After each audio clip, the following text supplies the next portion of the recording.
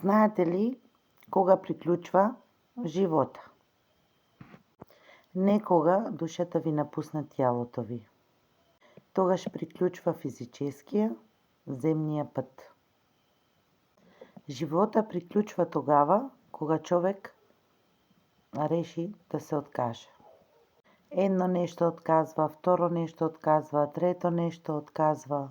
Отказва да се събира со приятели, со близки хора. Отказва да се учи. Според мене това е смърт. Еден вид на смърт. Да се откажеш, да спреш, да учиш, да се развиваш.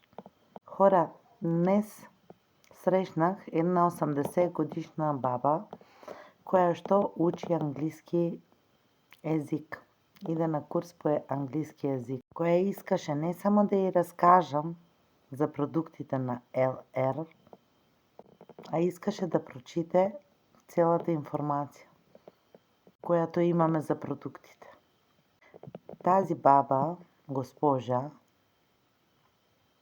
многу добро знае дека здравието е многу важно. А също многу добро знае как да си ја нахрани душичката. А душичката си ја храни со знаење.